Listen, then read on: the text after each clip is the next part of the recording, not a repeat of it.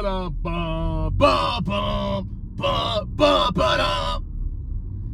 just found out something that blew my mind. These grifters on YouTube are so interconnected, it's crazy. My mind is shattered. What is going on in this world? Woo! Welcome back to Strong Man Personal Finance, everybody. My name is Christopher Belly. I'm a certified CPA accountant. I'm a long-term mogul-head investor. I'm author of the book Stop Being a Broke Loser. It's on Amazon! And you're not going to believe who the head of client relations is for the world-famous financial fortress. That's right. It's Andrei Jikh's girlfriend. Oh my God. Now, who is Andrei Jikh? Well, he's this total clown who's obsessed with dividend stocks because he likes paying lots of taxes. And he's also a massive shill of cryptocurrency. And shockingly, he somehow has a girlfriend. He also is good at magic tricks. Peekaboo! Peekaboo! Now, what is Financial Fortress? Well, there's this guy named Jeremy Financial Education. He goes by Jeremy LaFufu, Jeremy LaButtCrack, Jeremy LaBeefy, Jeremy LaFraud, Jeremy LaFrico, and a bunch of other names. But he runs this organization called Financial Fortress. Financial Fortress basically promises you, indirectly, that you're going to massively outperform the market. How do they do that? Well, they put you in a bunch of small cap, highly unprofitable growth stocks. Financial Fortress was popularized with the rise of Tesla, as was every other freaking finance YouTuber out there. If you're able to build a YouTube channel without shilling Tesla, I respect you. Because that's how Jeremy builds his freaking Financial Fortress. Now, Financial Fortress is a total grift. Why? Because in the long run, most people don't outperform the market. And this year is great evidence of that. Look at how bad Jeremy's stocks have been decimated. Not one, not two, not three, all of them. All of his stocks have been freaking annihilated.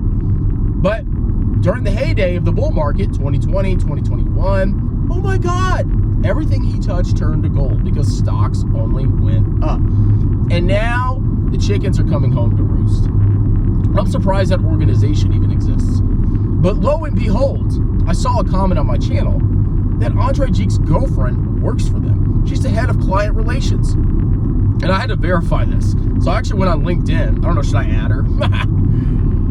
And boom, there she is. Now, I'm not going to say her name because I guess privacy reasons. But, I mean, I guess she's pretty public. She's the girlfriend of Andrei Jikh. So if you want to go look her up, you can. But she is, in fact, the head of client relations. Now, I would not imagine taking a more fruitless, pitiful job. Oh my God, is there traffic ahead? Oh God. I'm screwed. I'm gonna be late for work. I would not imagine taking a more fruitless job than working at Financial Education, Financial Fortress. Why? Because I think that organization is doomed. Now, Jeremy has been losing money hand over fist. All the stocks that he's told people have gone down freaking massively. And what's happening is Jeremy is holding on by, oh God, he's holding on by the tips of his fingers to the cliff ledge before he falls over. And what he's telling people is, just keep buying my trash stocks and eventually they will go up. Because small caps, historically, the index is cheap. But that doesn't mean your freaking companies that you're buying within the index are good buys. So I think that company will eventually, and they probably already are, bleeding subscribers and payers at a massive rate. Now, back in the heyday, the bull market, Jeremy was charging up to $20,000. Up to $20,000 to get access to his coaching, his Discord, and blah, blah, blah. And all these people with no morals, they basically said, hey, if I join Financial Fortress, I don't have to have any skills. I don't have to have a real job. All I have to do is tell people they can just crush the market consistently every freaking year. And there will be thousands and thousands and tens of thousands of dollars thrown in my lap. And I really wonder what Andrei's girlfriend's motivations are. Maybe she doesn't know anything about stocks and she truly believes that Jeremy knows what he's doing. That's entirely possible. I'm not going to cast judgment on her. But at the same time, it's also like, don't you see what Jeremy's been doing to people? I mean, come on. Why are you freaking participating in this corrupt, disgusting organization that I think is probably illegal? I can't say for certain, but to me, it's kind of weird that we have this heavily regulated securities market, which started really after the Great Depression, during the Great Depression, where you have to be licensed to give financial advice. And all of a sudden, you know, me being a financial advisor, I couldn't imagine that people could just make a YouTube channel, sell courses, sell Discords, charge thousands of dollars to not give financial advice. It doesn't seem right to me, okay? I don't know what's going to happen to these people. But here she is, joining this organization. I cannot believe how freaking interconnected these grifters are. The more you dig into these people, the more you realize how just utterly disgusting and decrepit they are. How little they care for their fans, the families of their fans, as long as they can make a quick buck. Anybody that works for Financial Fortress, if you have any kind of finance background and you're working for Financial Fortress, you're scum. You're disgusting scum. Because I think deep down, you know that Jeremy is full of crap. Case in point, that CPA that he has, the German. Ja, Deutschland, Deutschland über alles. Ja, wir wollen Reichsbackel. He has a German that's a CPA. It's a girl, a lady.